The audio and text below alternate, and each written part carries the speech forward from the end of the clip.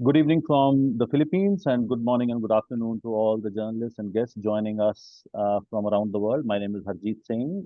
I'm from Satat Sampada Climate Foundation and I'll be your moderator for today's event. We are live from Cebu at a very critical moment in time as the sixth official board meeting of the Fund for Responding to Loss and Damage is currently underway right here. A historic promise was made to the world's most vulnerable people, a dedicated fund for responding to loss and damage to help them recover and rebuild from the devastating impacts of a climate crisis they did little to cause. But today, as we speak, that promise remains unfulfilled. The fund is critically under-resourced and a hollow shell that cannot yet provide the justice it was designed to deliver. For the next hour, you will hear directly from those on the front lines of the crisis, from the members of the fund's board, who see the challenges from the inside and, of course, in their own countries, and from leaders of the climate justice movement. They'll provide a critical update on the state of play, and then we will unveil a major new global campaign designed to turn these promises and pledges into payments. To begin with, we have an important message from a leader on the absolute front lines of the climate crisis. It is an honor to present a video statement from His Excellency Jotham Napat, the Prime Minister of Vanuatu, and I'm going to play his recorded video. I hope the technology remains on our side. May I request people to mute?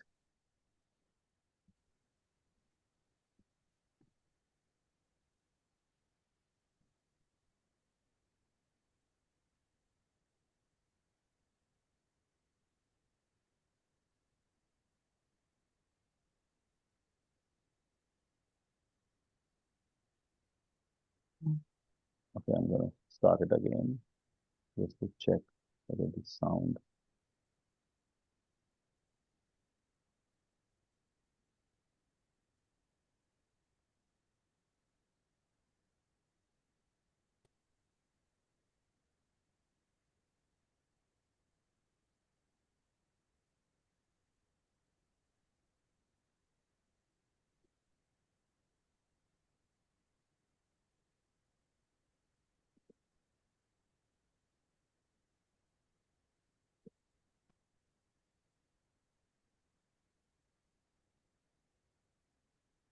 My name is...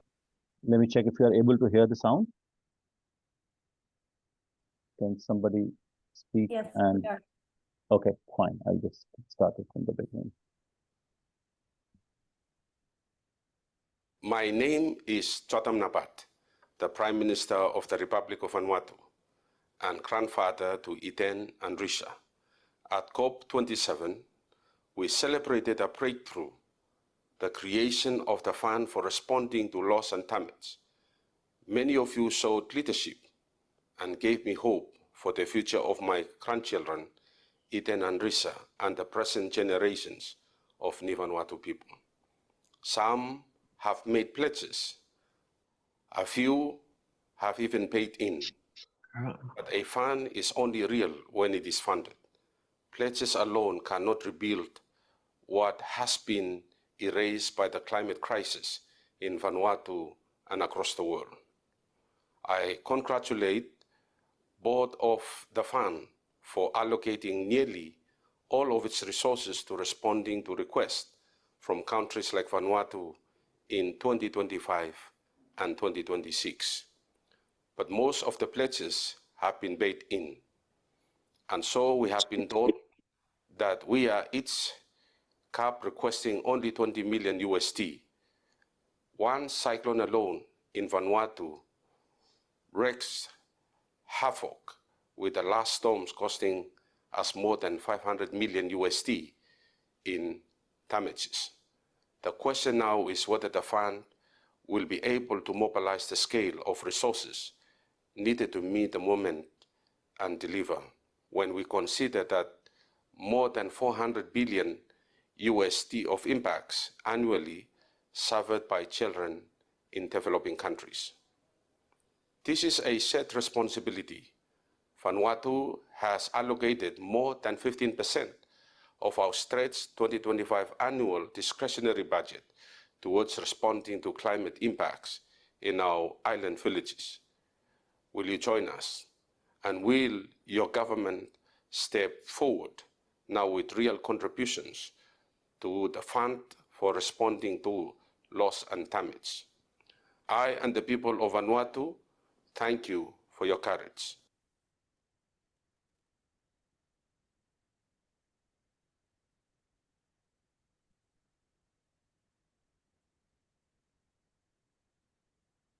Thank you to the Prime Minister for that clear and urgent call, and specifically talking about the scale of money that is required. It gives a very crucial perspective to people in the boardroom, and we are now privileged to be joined by several of the fund board members. They will speak directly to the process on what's going on. Today was the first day, and there have been meetings over the last few days, and they'll talk about what is needed to make this fund work. And I'm honored to introduce Elena Cristina Pereira, board member, Fund for Responding to Loss and Damage from Honduras. We have Richard Sherman, co-chair of the Fund for Responding to Loss and Damage from South Africa. I hope we have Ambassador Elizabeth Thompson, who's the board member from Fund for Responding to Loss and Damage from Barbados, has also joined. And we have David Lund from Fiji as the board member to the fund. So I'll request Elena to start with her intervention, presenting the D77 statement. Over to you, Elena. Thank you very much, Harjeet, and thank you for allowing this space for us and in this very important moment of the board. I will be making a statement on behalf of the developing country constituency now that we find ourselves at the 6th meeting of the board of the Fund for Responding to Loss and Damage here in Cebu, Philippines. So we, the developing country constituency, issue this statement to convey our concerns and expectations regarding the scale and status of resources of the Fund for Responding to Loss and Damage. We issue this statement at a critical juncture as the board begins substantive work to prepare its long-term fundraising and resource mobilization strategy and plan for the fund by the end of 2025. The constituency affirms its strong commitment to fully operationalizing a fair, equitable, and accessible fund that delivers effectively and sufficiently at both speed and scale, and that serves as the central channel for multilateral finance for developing countries to respond to loss and damage. We also underscore the fund's critical importance in addressing the urgent and immediate need for new, additional, predictable, and adequate financial resources to assist developing countries to respond to economic and non-economic loss and damage associated with the adverse effects of climate change, including extreme weather events and slow onset events, especially in the context of ongoing and ex-post action, including rehabilitation, recovery, and reconstruction. We have entered the 3rd year since the historic juncture when the fund was established at COP27 in Sharm el-Sheikh, Egypt, and the 2nd year since the decision on its operationalization at COP28 in Dubai, United Arab Emirates. In that time, the frequency and intensity of loss and damage events has continued to escalate alongside the numerous emerging and persistent challenges faced by developing countries. Estimates of funding needs for economic damages alone in developing countries are now projected to be in the order of $395 billion in 2025, with a range of US dollars 128 to 937 billion. While the scale of the fund...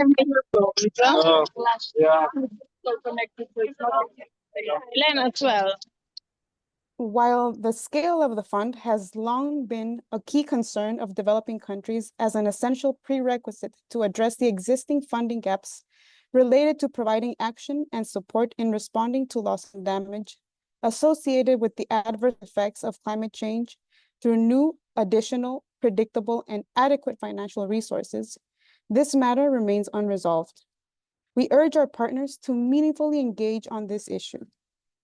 Since the transitional committee process, the constituency has maintained that indicating the scale of the fund is indispensable to its effective operationalization.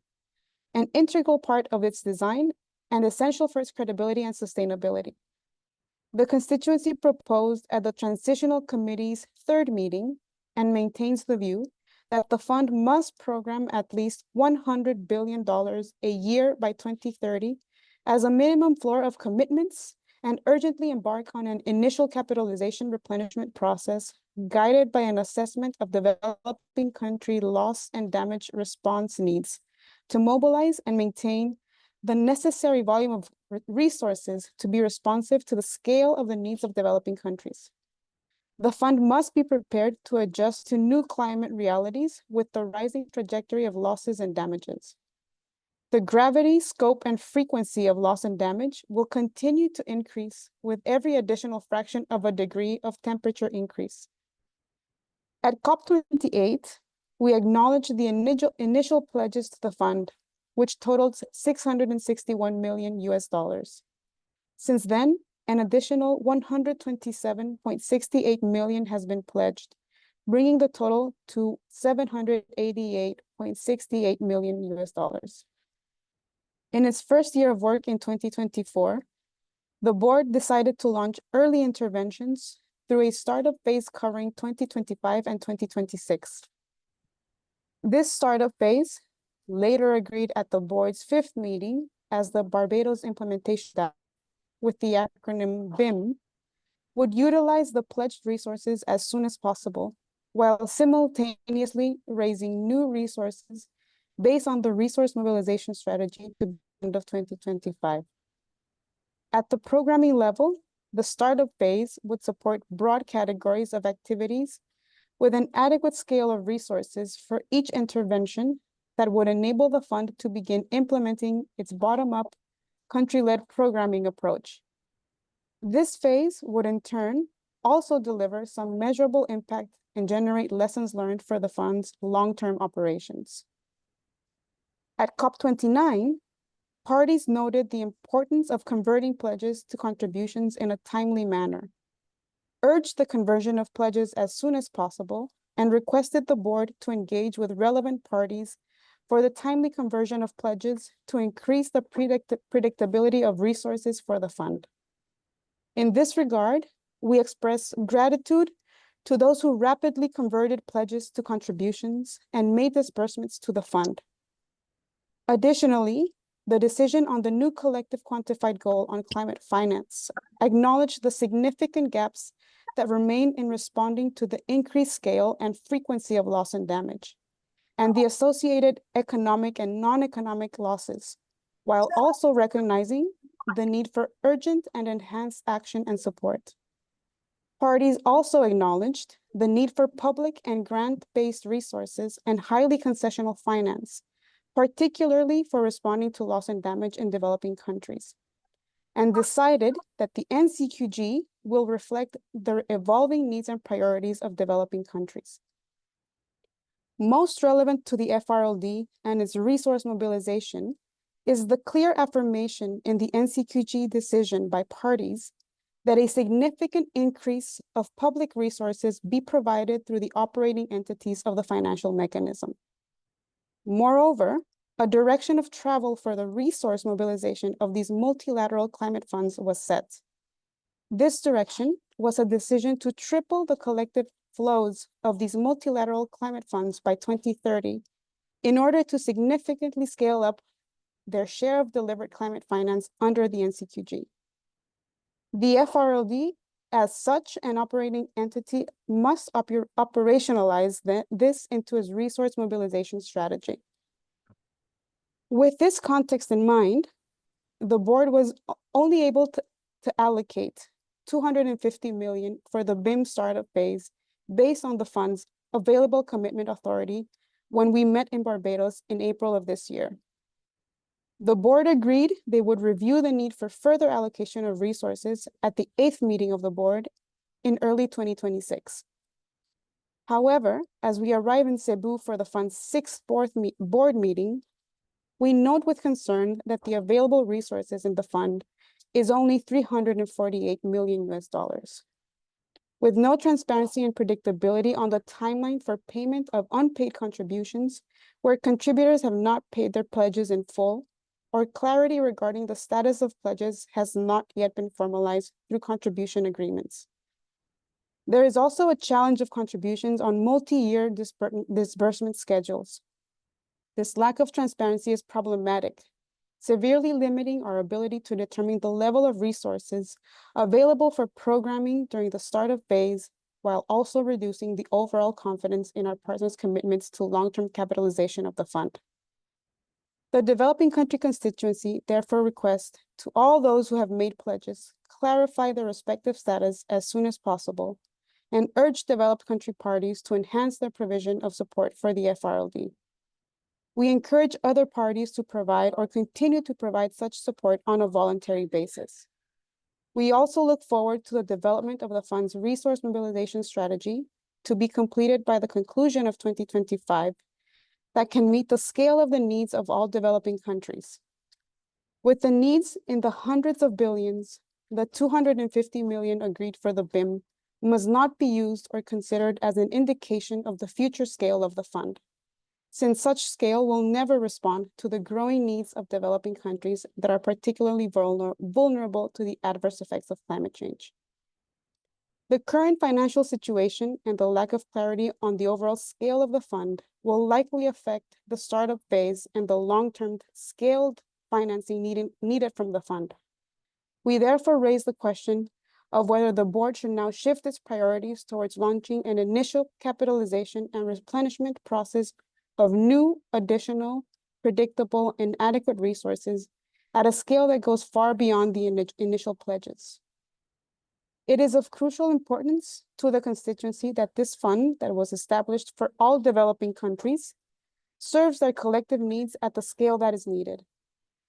The group maintains the emphasis on the conditions agreed at COP28 that are to allow all developing countries to directly access resources from the fund, with the fund enabled to establish and apply its own policies and procedures to enable this to become a reality.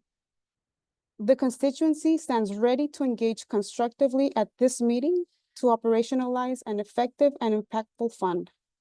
We urge our partners to do the same, to demonstrate their political will and commitment to an ambitious and scalable fund that is ready to embark on delivering by COP30. Thank you. Thank you so much, Alina, for that very powerful statement. I would like to now invite Richard to make his intervention. Thank you very much, Harjeet. My name is Richard Sherman. I'm a South African member of the delegation. I also coordinate the African countries in the UNFCCC process. And on top of that, I'm co-chair for developing countries of the board. The statement will be made in my national capacity. I'm not in the position to talk on behalf of the board. I'm happy to share or answer questions about the work of the board, but I'm not a spokesperson for the board. Based on what Alina has told you, what we're really trying to do now in the fund is build the building blocks of an institution that can deliver. It needs to deliver two things. It needs to deliver for countries and communities and affected people. And it needs to run an institution. We actually have to build the abacus, so to speak, of the financial architecture of the fund, on how we mobilize money, how we bank money that's contributed, and how we disperse money to countries. And that's what we're in right now. Although it's a small step, it has a big footprint. So if we can get what we do right now correct, we can set up quite a unique fund, a fund that could achieve that something that no other fund has ever done, and that is rapid disbursements in the time of a disaster or an extreme event. And we're working wholeheartedly to make sure that that happens, right? That we can protect communities, we can give them a surety that the support will be available. Almost will be a hotline for developing countries and affected communities, that should there be a loss and damage event, the fund will be there. It's going to take a while to get there, and it's not an easy building job. It's going to take a lot of blood, sweat, and tears. But we're confident as developing countries that we will get there. It might take a couple of years, but we're still very much steadfast on that objective to make the fund a reality. It is quite a task turning a very lengthy, cumbersome political document, which records our political agreement with developed countries, into reality and making sure that it works. We just need to continue our work with the vigilance and with the support of civil society all around the world to make sure that we remain as an accessible fund, an open fund, and an inclusive fund, which is not necessarily such a simple thing to do. And Tasneem and Harjeet will remind us along the way that we're not being as open and accessible as we should be. So thank you very much, Harjeet. Those are my couple words for now. Thank you. Thank you so much, Richard. And requesting the journalists to keep their questions. We'll finish all the presentations and then we'll open the floor, and I'm sure we'll have sufficient time to respond and have a conversation. I would now like to invite Ambassador Thompson, a board member of the fund from Barbados. And we had the previous board meeting in Barbados. Ambassador, over to you. Thank you very much for the invitation. Good evening, everyone. I am grateful for the opportunity to say a few words and to join other colleagues from the board. You will appreciate that for Barbados, this fund has extreme significance. First of all, the Barbados implementation modalities, the BIM, since it bears our name, we have a vested interest in ensuring that the process is absolutely right. And second, as a climate vulnerable country, as a country that is affected by extreme weather events, as a country that suffers from slow onset events, as the chair of the CVF V20, we are also interested in ensuring that this fund, as Richard says, is unique, special, effective, and inclusive. I think this is extremely important to us. The Caribbean is one of the most climate vulnerable regions in the world.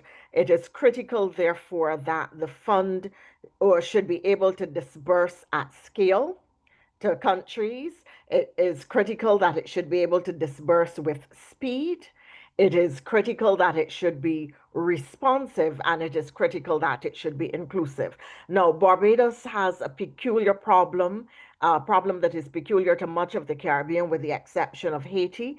And it is that because we are classified as middle income, very often we have no access to concessional financing.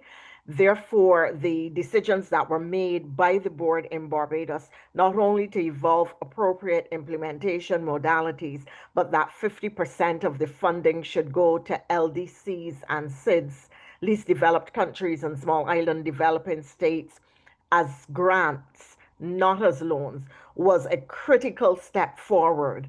And we were pleased that we were able to make this in Barbados. Make the step in Barbados. Now that we are here at Cebu, we want to ensure that countries like us, which are classified middle income, but which last year, when Hurricane Beryl struck us, and we lost 90% of our fishing fleet and significant coastal infrastructure, we were unable to get funding from the parametric insurance because they said that the damage was the result of storm surge, and it wasn't possible for them to measure that, and that was not an appropriate trigger, and so on. So how we frame this fund, the nature of the modalities that we use so that it connects with countries' point of need is absolutely critical. We do not want to be in a place where, and Elena spoke to it, we have a fund in name, but a fund that is cashless. So that the capitalization of the fund is absolutely critical. And again, Elena alluded to the fact that we are unaware of who has made commitments and who has not fulfilled those commitments. And often when we speak about accountability in the multilateral system, when we speak about accountability in situations such as this, people interpret it to mean that the beneficiary countries must be accountable for their expenditure. But the reality is that what we know from the 100 billion that was per annum that was pledged that we never got, that it is absolutely critical that there's also accountability by donor countries which make commitments that they do not keep. And while the situation in the beneficiary countries which are at risk continues to worsen. So I think these are my opening remarks, and I would want to intervene again if time allows. But the nature of this fund, and it is a fund that is intended to help those countries which are at high risk and are now excluded from concessionary considerations in the international financial system. And it is critical that we do not lose sight of the purpose of the fund and the intended beneficiary market for the fund. Thank you, Ambassador, for highlighting that gap and the need. I would now go to Daniel from Fiji. Daniel, Yes. you can make your intervention, please. Go ahead. Thank you, Harjeet. Appreciate this opportunity. I think you've heard a consistent message from the Honourable Prime Minister of Vanuatu and the statement from developing country constituency of the board, and just now from Ambassador Thompson. Really the severity of the current loss and damage that is being experienced and future loss and damage scenario that many developing countries face cannot be underestimated in light of the current science. The science really needs to be at the core of the logic of the fund, as well as the actual lived experience that has defined the 30-year battle to establish a global response to loss and damage, which at the moment is in a very fetal state, despite all the progress that we've made in recent years. And the reality of the situations and challenges experienced at the local level need to be at the real forefront of what this fund does and has been throughout the development of the fund, through the transitional committee and through the work of the board thus far. Development progress is stalling in many developing countries as these impacts rise, and in many countries in the Pacific and the countries that our seat represents, it has actually regressed, and this is to no small part to the climate impacts and the major disaster events that we've experienced over the last decade. Along with this, and a huge part of this context is that the red line of many countries, the imperative to keep global average temperature rise below 1.5 degrees, and it's critical to the interests of all nations, is on the brink of potential breach. Recent science suggests that overshoot may be unavoidable, and this is a really difficult pill for countries to swallow and accept and not think about the actual implications in the immediate term. And it fully exacerbates the importance of increasing ambition, delivering consistently against decisions parties have taken in relation to this fund, in relation to the NCQG, as mentioned in the statement delivered by Elena. And in the Pacific, vulnerable island nations are having to take unprecedented action off their own backs now as we speak, signing bilateral agreements to ensure the recognition of statehood and protect sovereignty in the light of actual real risk that uninhabitability due to sea level rise could occur. Non-economic loss and damage issues, the loss of coral reefs, cultural assets, traditional practice and livelihoods is a deep, unqualified and destabilizing force that is highly unrecognized. And this fund has been the way to give some hope that these issues that have very real economic implications, even though they're non-economic and not qualified and costed by markets, can get some recognition. So reducing the burden of loss and damage on communities requires real immediate action, and it requires that across the developing world. And I think it's important to emphasize that loss and damage begets loss and damage. We need to break these cycles at the local level. And this fund offers us a critical tool, direct access and support to national systems. And we have fought to design a fund and institutional arrangements that are unique and groundbreaking in their intent, and we need to protect that potential at all costs. Every decision taken by the board must be understood and framed and bound by the principal requirements and mandates set out in the governing instrument, which is really key to ensuring this fund can stay on track. And as Richard had mentioned, this is a fund that needs to work differently, will work differently, programs its funding differently, and must think differently to be able to effectively work with national systems, be responsive to the needs on the ground, incentivize social protection, and avoid the fragmentation and administrative burden that the current project-based financing regime has continued to proliferate. So this is a really important time for the fund and fully aligned with the statement from developing countries delivered by Elena. Thank you.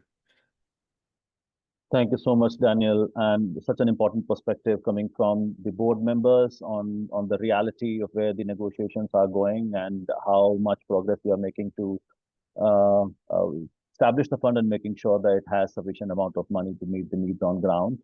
The creation of this fund was a result of over 30 years of relentless advocacy from the government and the important role played by civil society.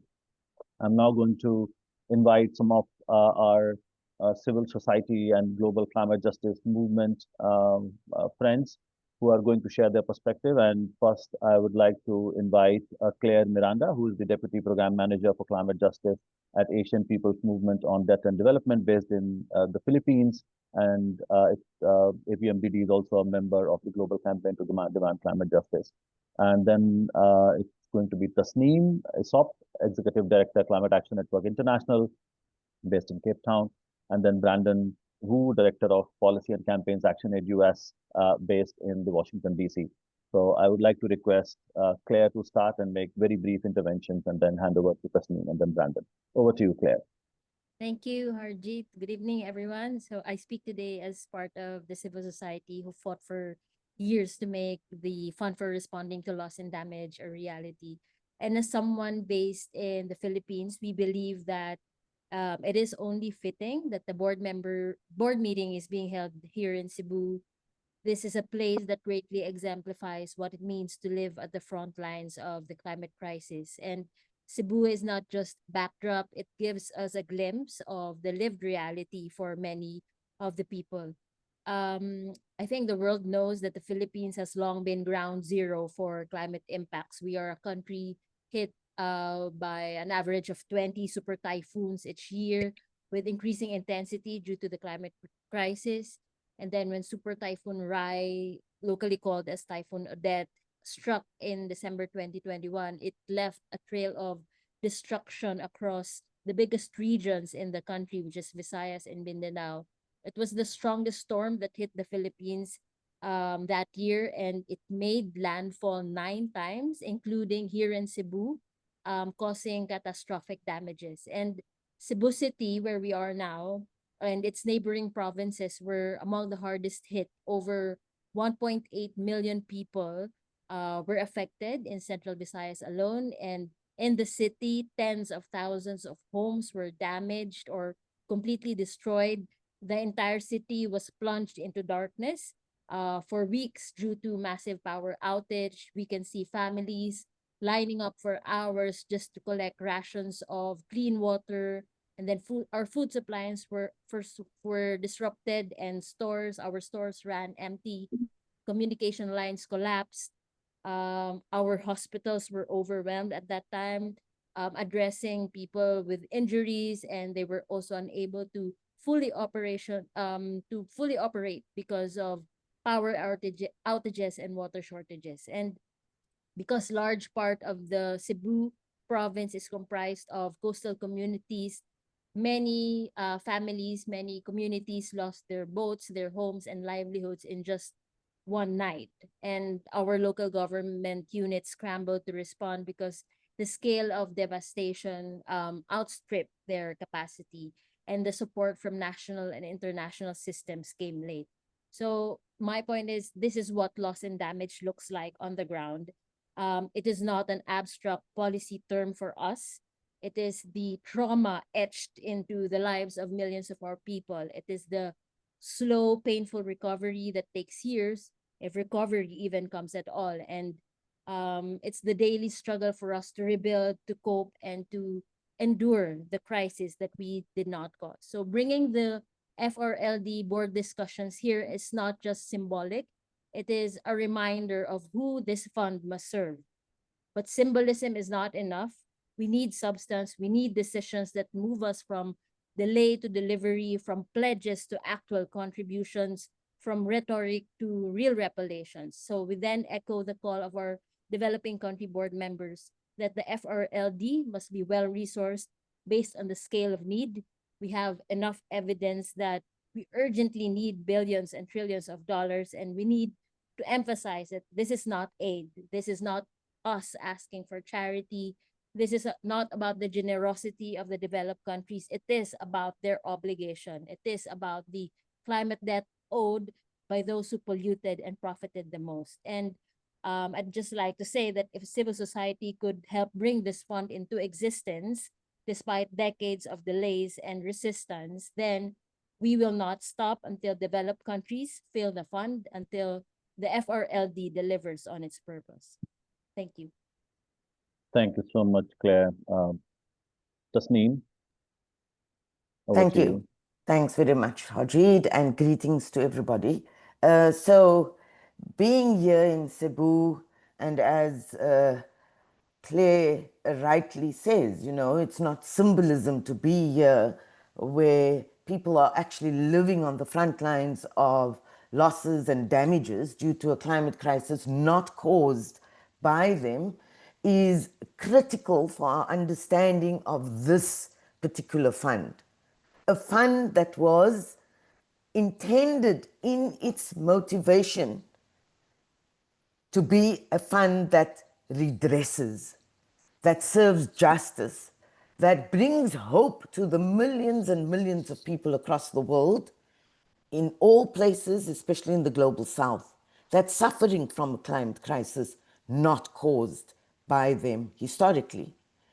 And so in the Cebu meeting, our intention here as civil society, and correctly acknowledged as having escalated this issue at the Glasgow COP a few years ago, when we recognized that in a period of a COVID pandemic, together with the climate impacts that were also extremely devastating in that year, the cumulative impact on the same sections of society in the same geographies across the world needed some measure of intervention by a multilateral system that was meant to serve those people and address the impacts of climate change.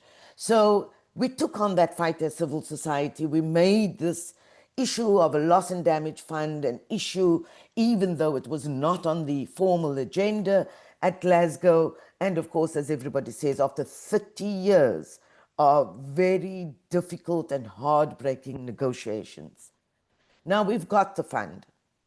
And the most important thing is, of course, that the fund must be filled. And you've heard where we are standing right now at this board meeting in terms of the funds available for disbursement, not the pledges, the funds available for disbursement. So one of the biggest issues that we will continue pressurizing developed countries on is their obligations to fill this fund. And beyond the countries that have pledged already, those countries, all developed countries, have an obligation to fill this fund, a historical responsibility.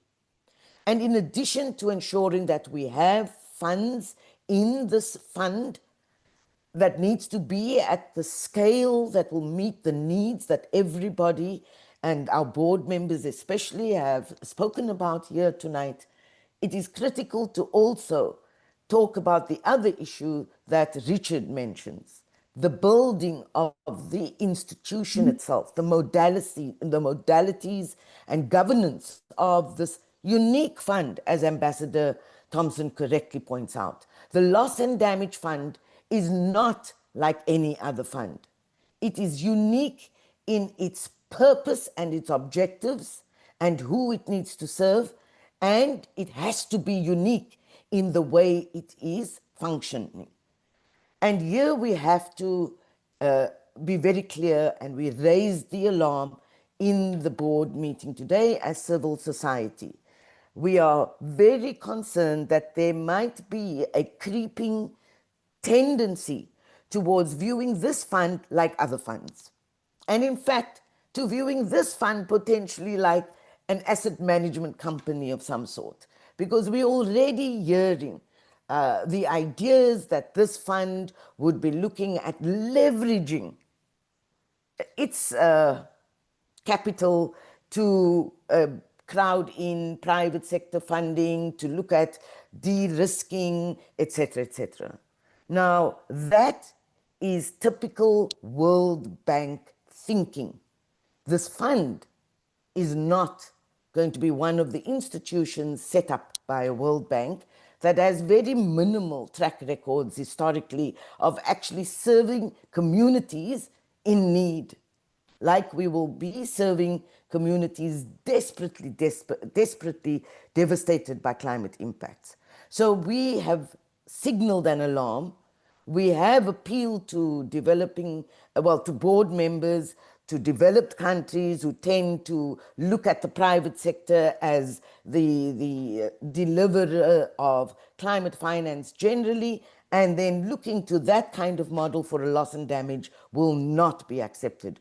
We are insisting that we need the funding at scale, that this must be grants-based funding, that it cannot be loans-based, because developing countries are already paying for the damages caused by all these devastating events, putting developing countries into further debt burden, and so loans will not fly for a fund, a unique fund such as this. So grants-based funding is what we are looking at. Public funding is what we are looking at. And of course, innovation would have to come in the way this fund is going to be institutionalized and run, and also in the models of how funds can move at scale and dispersed in a way that is accessible and actually reaches those who need to benefit from this fund, whose lives we are trying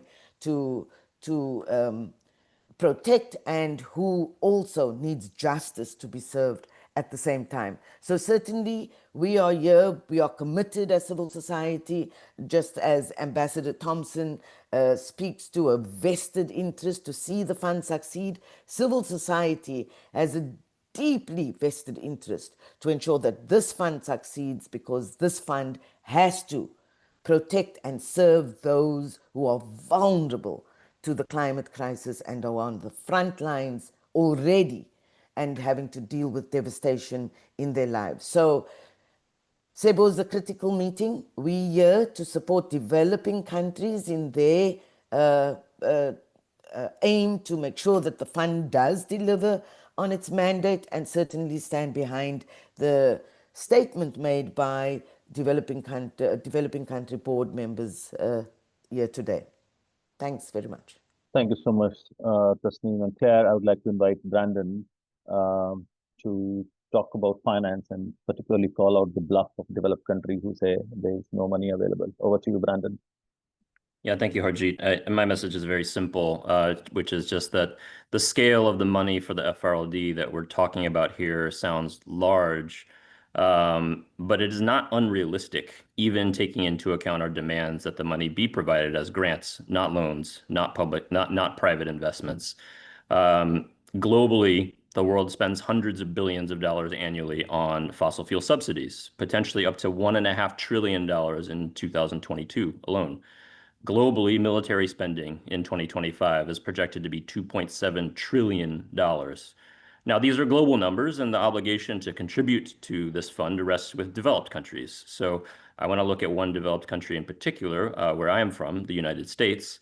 Of that $2.7 trillion in global military spending, nearly $1 trillion is from the United States alone. And I want to move to a quick, very timely example. And by the way, the tragic floods that we've seen in the U.S. and Texas are estimated to cost $18 to $22 billion to address This is one climate event, and these are things that we are seeing with increasing regularity around the world. But the example I want to talk about is that there was a massive budget bill that was just passed by the US federal government that does a lot of very problematic things. But one of them is that it balloons funding for federal immigration enforcement and border security to $200 billion in fiscal year 2025 alone. Now, I think this is a particularly pertinent example because this number was magicked out of the air with no notice, no buildup. Previously, there was $33 billion for federal immigration enforcement and border security. By the way, no other federal law enforcement was more than $5 billion. Now, again, a single bill just moved that to $200 billion. That's 800 times the funds that are available for programming in the Barbados implementation modalities.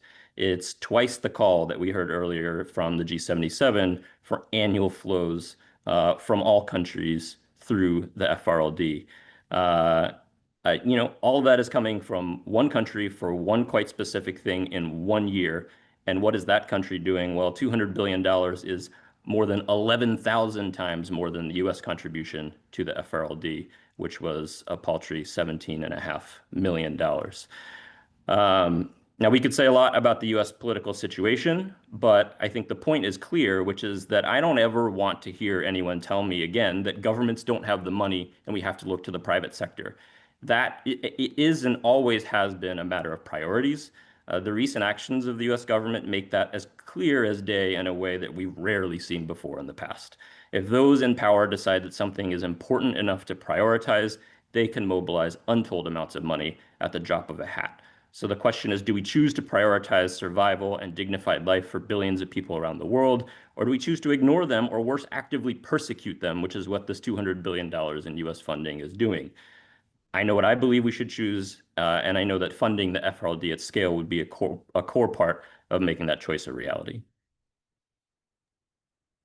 Thank you so much, Brandon, Tasneem, and Claire, for those powerful words. So you have heard a very consistent story from every speaker, from the board to the civil society, climate justice advocates. That is the story of promise unfulfilled, of justice delayed, and of a widening gap between the needs of the vulnerable and the response of the wealthy.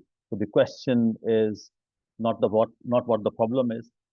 The question is, what are we going to do about it? So today, in response to the crisis of inaction, a global coalition of organizations is moving from demanding a fund to demanding that it is filled. And today we are proud to launch the Fill the Fund campaign. It's a global campaign, and our mission is simple and non-negotiable: to ensure wealthy nations and corporate polluters pay up and deliver the billions in real, accessible, grant-based finance that frontline communities so desperately need. I'm going to make a very quick presentation so that we have time for questions. I hope you're able to see my screen.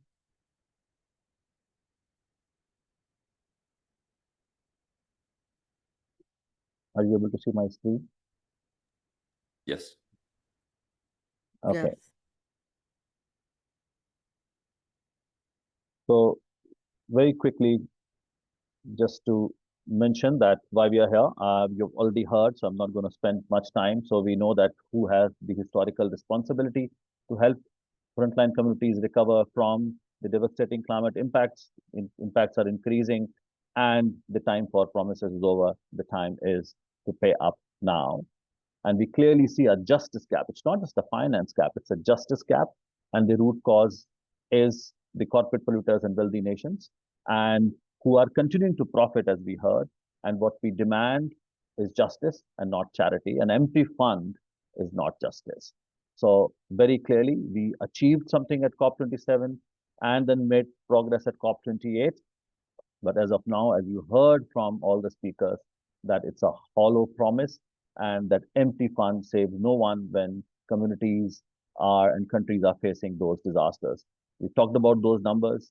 Total pledge 788 billion. The needs are in hundreds of billions of dollars, and we are nowhere near. And what we are going to do as part of this campaign to track every dollar from promise to payment.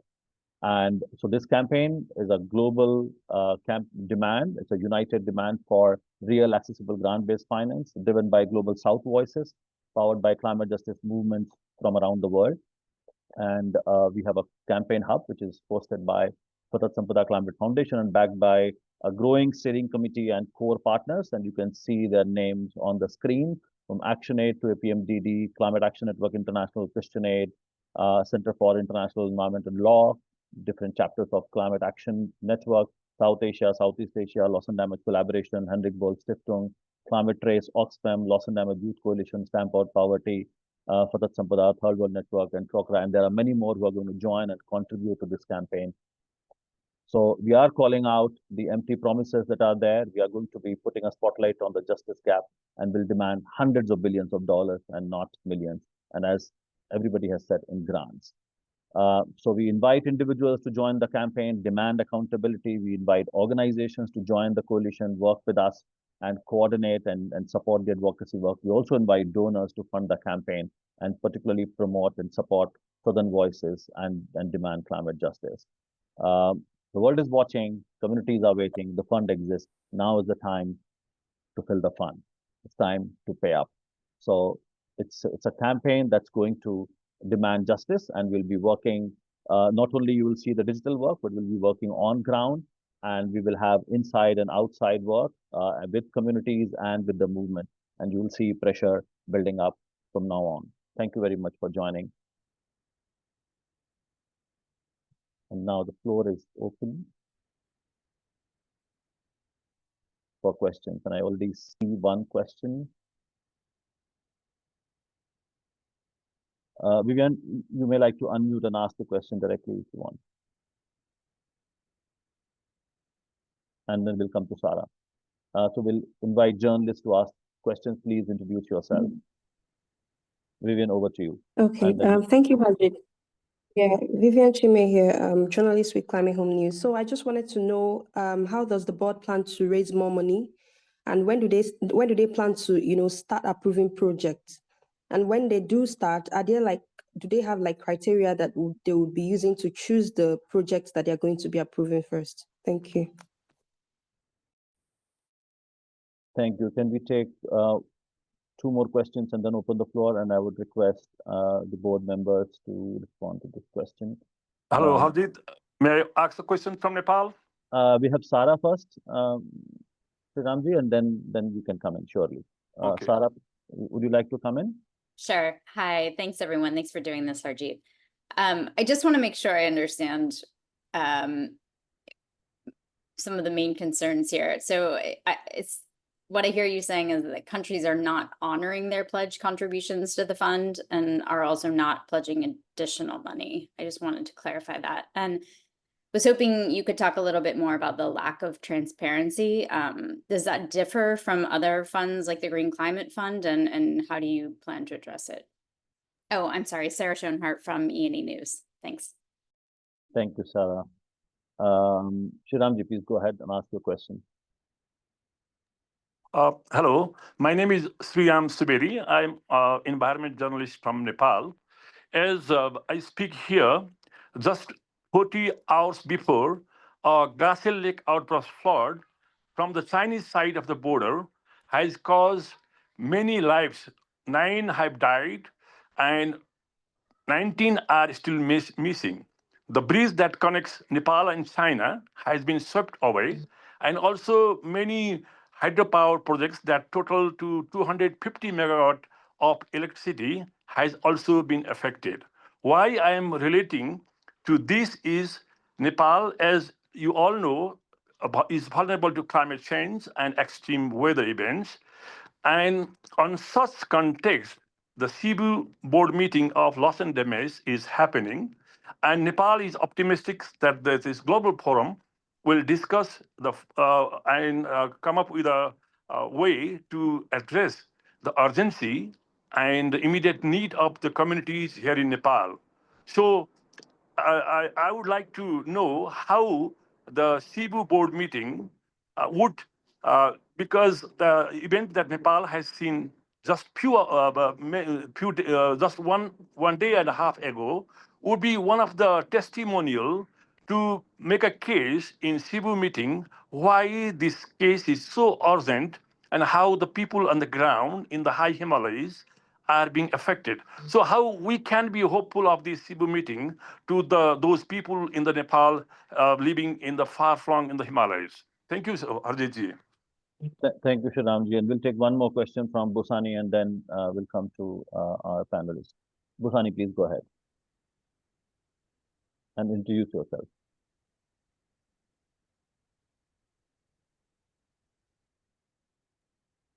Busani, are you able to unmute and speak? We can see your question in the chat. Please go ahead. Right. Thank you, Harjit. Yes. My name is Busani Bafana, and I write for the Enterprise Service. I want to throw the spanner in the works here, really. Do we need the loss and damage fund, which I want to believe seems more like a vanity project now, given that the money that has been given placed by rich countries is really little, and most of it is actually in pledges. And I would want to find out if this money is not paid, into this fund, what next? Thank you, Busani, for asking that question. I'm sure our panelists are going to respond. Who would like to come in to respond to those questions?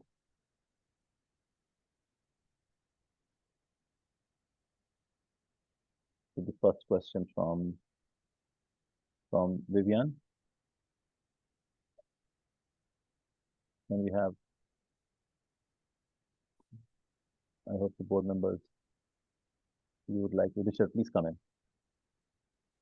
Yeah, thanks, Harjit, and I'm sorry, Harjit, and thank you, colleagues from the media for those questions. So let me try and answer some of them. What we're doing now in Cebu is to get us to the next meeting, which will be in mainland Manila, right? That meeting will take place in October.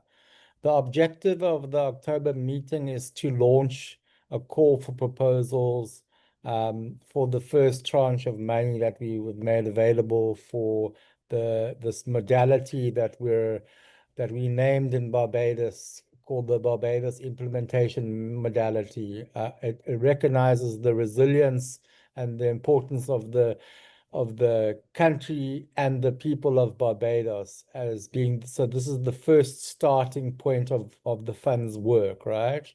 What we're doing now in this meeting and tomorrow and the next day, we'll continue to have our discussions around what the money should be used for, how we assess the money, what is the modality for accessing the money so that it can get to where it needs to be the quickest, right? Then we have some other discussions around other matters that are peripheral to that core discussion. So hopefully we make a lot of progress on some of the issues here. We have to still go back and have negotiations with the World Bank, who is our trustee. It holds our money for us. So it will take a little bit more time, but we're hopeful that at least tomorrow we could have a very strong positive outcome on the deliberations on the investment criteria for that money, or the how we would determine the loss and damage value of a project. So with high expectations, we could actually launch this call for proposals in October this year.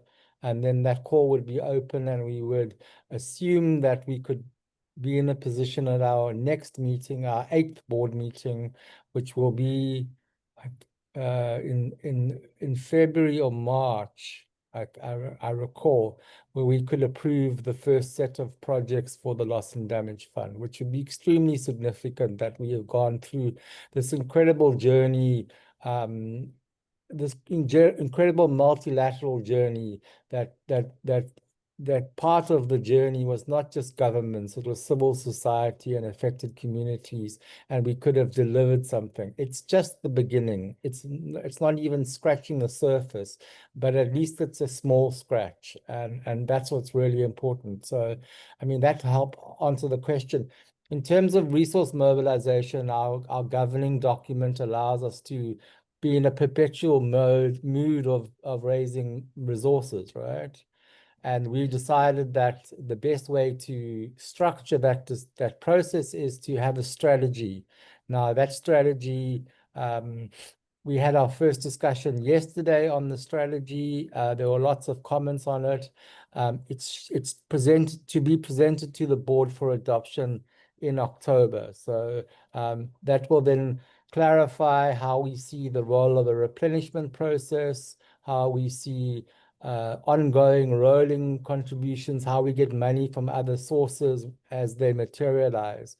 That should put us in a better position to not be a vanity project, as Busani had said, but actually to be a serious concern, a serious fund, a unique fund, a deliverable fund, and a fund that supports developing countries, right? And this is the crux of our struggle. As long as we have a struggle to reduce emissions and reduce the impact of climate change, we have a struggle to adapt and to become resilient, and we also have a struggle to address loss and damage, and that is added to the struggle to raise resources, right, and raise the appropriate type of non-lending,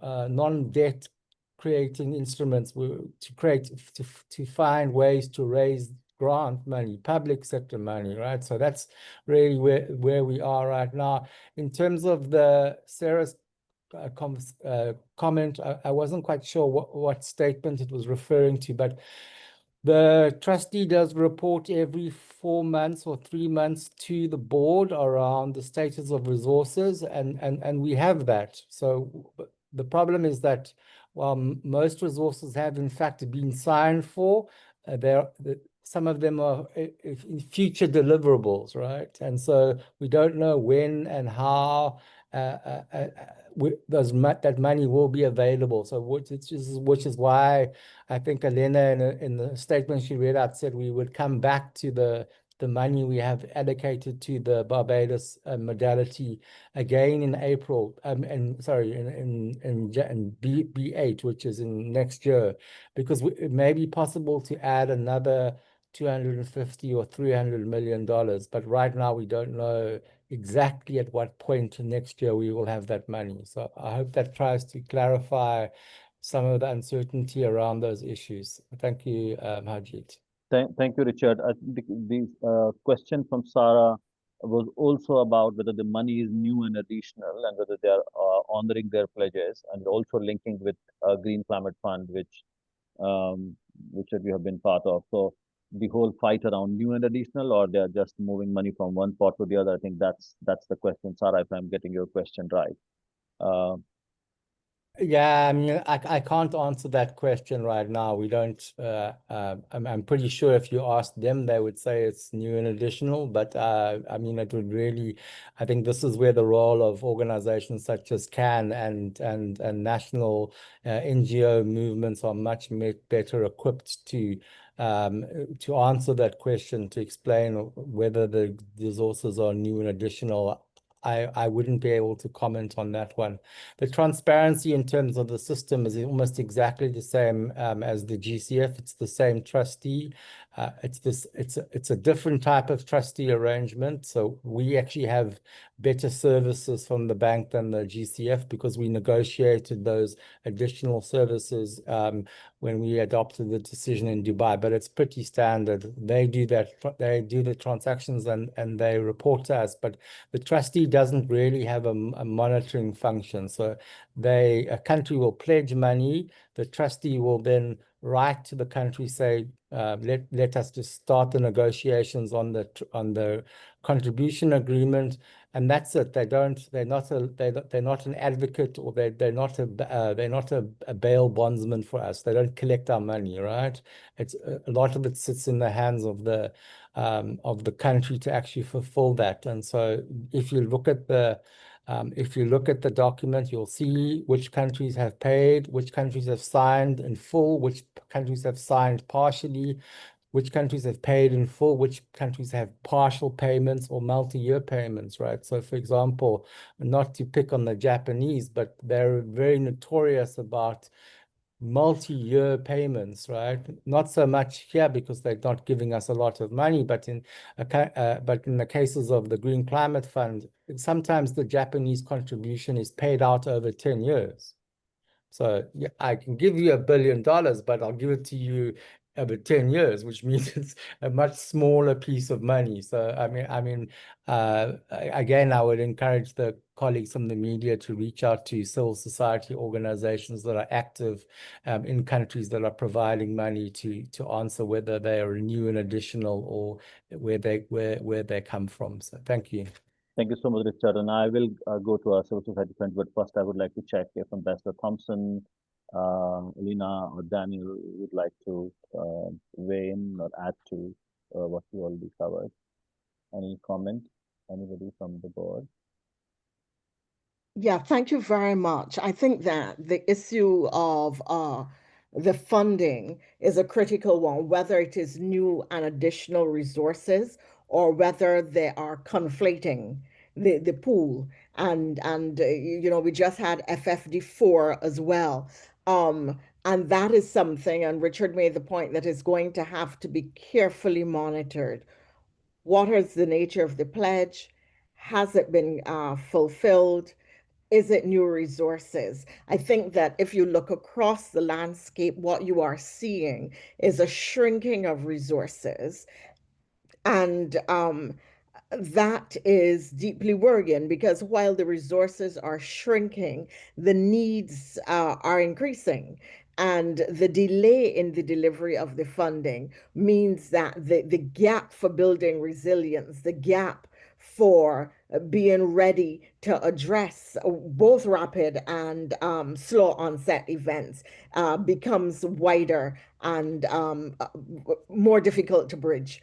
So I think that is a critical issue, and that is one that we are going to have to be very careful about. You know, we're going forward to COP30. Already last year, you will recall the LDC SIDS walkout of the negotiations. And as we go forward to COP30, again, this issue of funding, the scale of the funding that is needed, the adequacy that is needed, and the rapidity, the urgency of the need, and that is going to come up again. So this is a recurring issue, and I think that the pool really is not increasing.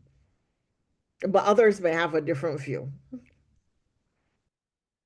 Thank you, Ambassador and Sarah. Thank you for clarifying. Of course, and even the what we understood from your question was a relevant one, and as you could hear from the Ambassador and Richard, that's a massive question, and we will go to civil society. But just to respond to your question, we have a document called Status of Resources. We can share that with you. So $788.68 million were pledged, but the only amount that has been actually received is $361 million, and definitely that was the reason why the Barbados implementation modalities has only $250 million, and that's why Richard was saying only if we receive more money actually in the account we'll be able to top up the BIM. Otherwise, the scale remains abysmally low for the annual disbursement. So yeah, and we can share the document with you shortly. Any other comment from Daniel or Elena? Otherwise, we have a question from Richard. We can go to that. Sorry, we are from Joydeep. Joydeep, you can ask your question. Please go ahead.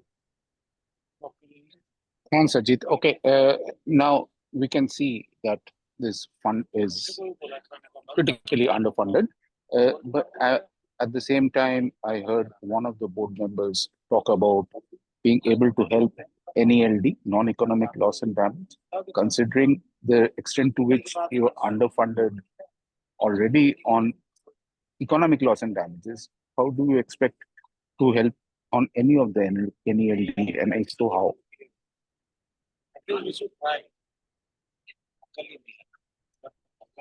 Thank you, Joydeep. Anybody would like to respond to the question on NELD? Which is definitely a priority and very strongly mentioned in the governing instrument and all of the documents. So anybody who would like to respond to that question? Daniel, please go ahead. Yeah, thank you for the question. I think probably two things to mention here. On the one hand, the recognition of non-economic losses is in the governing instrument of the fund, and that sets it apart from the scope and the intent of other funds, and that's very important.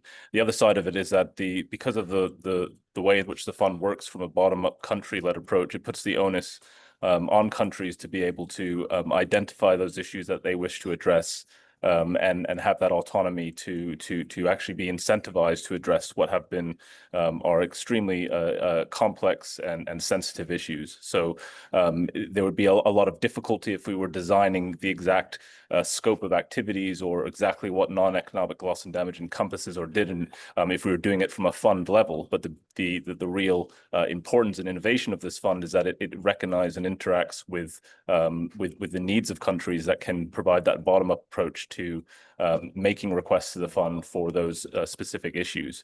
But ultimately, addressing loss and damage is a highly specific or context-sensitive issue, which varies between cultures, countries, context, geographical, geophysical differences, and there's no way to really put it into a template. And so it actually really requires that bottom-up approach. And I think that the real importance and the real hope around this fund is creating that channel of financing and recognition, where some of these activities that may be less traditionally able to be worked into the normal results frameworks or templates of other funds can get the much needed recognition they need, and be able to find the sort of funding and solutions that may not exist without that type of additional support. Thank you so much, Daniel. I hope our panelists are able to stay for, let's say, 5 more minutes. I can see one more question, and then we can close. Are there any other questions?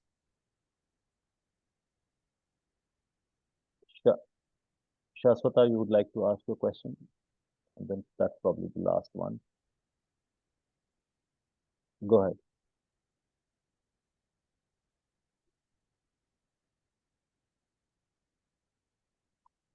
Shaswata, are you able to unmute yourself?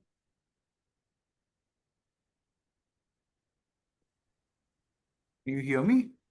Yes, we can hear you now. Yeah, hi. The question I wanted to ask is, public versus private fund.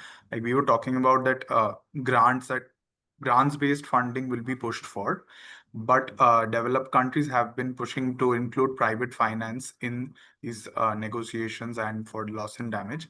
What is the counter to that? Because like the prevailing argument is that for developed countries, current geopolitical situations is becoming difficult to finance. So that is why they want to include private finance. So how do we counter that? Thank you, Shaswata, for that question. I'm sure our board members, or civil society colleagues would like to pick that up. This is a fundamental question, but this is not a new one. Even if you ignore what's happening right now, this has been their strategy for decades. So let me just say that before inviting anybody from the board who would like to respond to this question on the push from developed countries on private finance. And it's not limited to loss and damage funds. Anybody from the board? Richard, please go ahead. Yeah, thanks, Harjeet. So in terms of the fund itself, right? So the money that comes into the fund is primarily going to be in the nature of a sovereign contribution, right? So from governments itself, that's going to be the main input, right? Now, right at this point in time, we only have grants. So we have grants in and therefore grants out. In future, we may be faced with options that developed countries that wish to make a contribution, make contributions in other forms, right? So it could be possible that, like other funds, we get a loan contribution. So they give us a highly concessional loan or a zero interest loan or a loan at some rate which we have to negotiate, which we can use, but we have to at some point maintain a risk buffer or a capital buffer so that if that money is requested to be returned and the loan repaid, we would have to repay it, right? I can't see at this moment the scope for private sector contributions into the fund, right? I mean, that's not necessarily what they do per se, but so the other options for financial inputs to the fund are likely to be, or possibly could be, philanthropies or other sources of finance that have been generated through other activities. So, for example, the levies that could be applied with those parties, those countries that apply them, wish to provide them to the loss and damage fund. So that's the inputs. In terms of the outputs, as I said right now, will be in the form of grants. That doesn't mean that a grant cannot go to the private sector. So for example, and it's really important, I know there's a problem with people have issues with the private sector, but these are entities that are essentially doing projects for governments, right? We must remember the country ownership component. So it would be possible for us to provide a type of reimbursable grant that could support micro or small micro-sized enterprises, right? So we could give them a zero interest grant, and they would then pay that back once so it's a better than commercial rate kind of loan. In terms of, I assume that at some point later on in the pipeline, we will get kind of private sector involvement in loss and damage type reconstruction or rehabilitation, whether it's building roads or bridges or reconstructing broken infrastructure, electricity, hospitals, water, etc., etc. And then at that point in time, the fund would have to decide how they provide what if they provide non-debt finance or debt financing, what are the rates of concessionality that they would provide that would make this useful for countries, right? Again, it would be the countries determining the need. It's not necessarily, we're not a bank for the private sector. We're a bank to support reconstruction and development in developing countries that may, unfortunately for some, include the role of the private sector. And then at the same time, we would need to have a very clear understanding that if we are providing finance to communities, that it would have to be a grant-based finance. It couldn't be anything else. I mean, it would be preposterous to suggest debt financing for communities to rebuild their communities, their livelihoods, or reorientate their jobs and their economic prosperity. But these things will come in time. We're not going to be faced with them at this moment in time. So I think this will be the easy days of the fund's determination. It's all likely to be forms of grants. So I hope that tries to answer the question on the private sector. But again, let's be clear, it's driven by the countries themselves, right? This is not an open shop that private sector actors could smell money and decide to come to us. I think we have that safeguard that it would have to be via a government, and hopefully it's the right kind of reconstruction and rehabilitation. So I hope I've tried to answer that, Harjeet. Yeah, thank you so much, Richard. And in the interest of time, if you would like to make any concluding comment, especially saying what next, you did cover that briefly earlier, but if you want to make any other comment, and that's for all the board members before I go to the civil society. Any last comment from anybody? Ambassador Daniel, Elena, any last comment before we wrap up?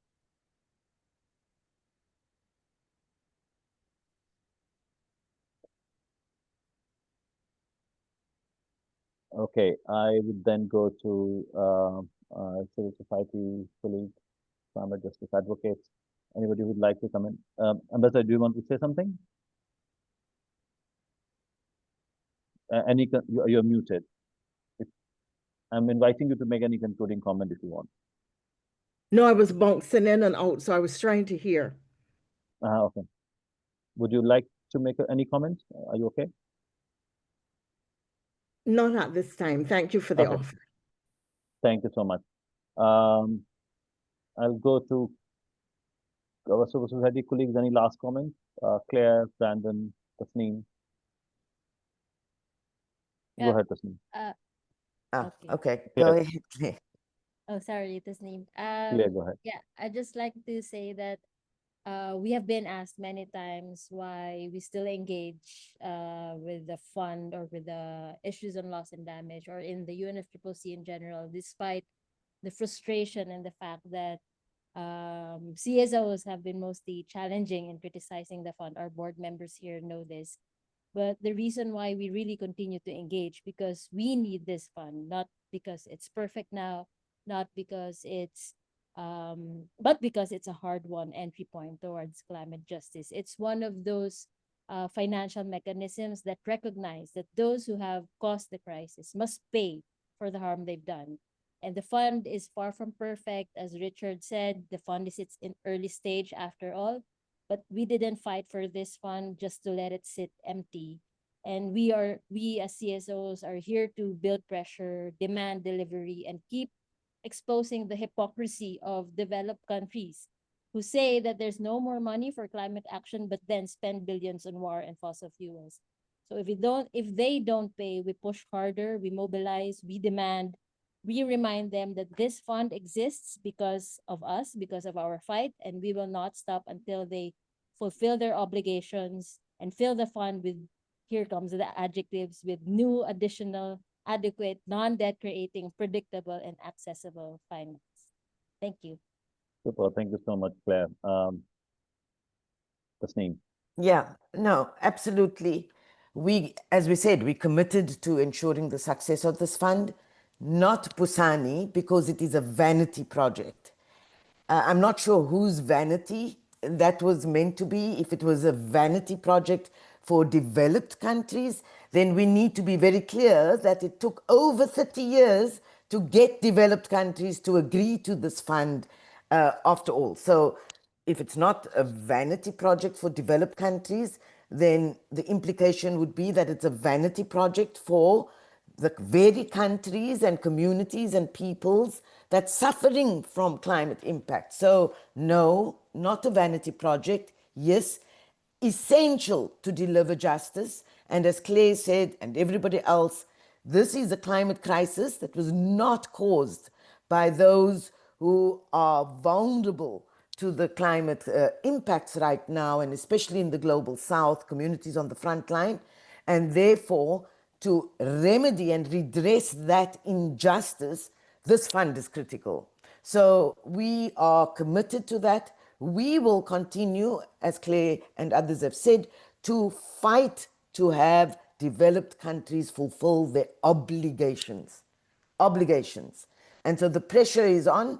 The campaign to fill the fund is now, I assume, Haji, is this the launch? We can announce it, I suppose, as part of that launch. But we are going to put pressure. We put pressure on governments before. We will continue to put pressure on rich nations to fulfill their obligations.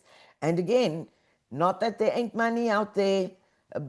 Brandon has very clearly indicated how rich countries can find money just like that, whether it's in the past bailing out banks, whether it's the subsidies for fossil fuel companies causing the climate crisis, or whether it is 5% of your GDP in NATO countries increases just like that.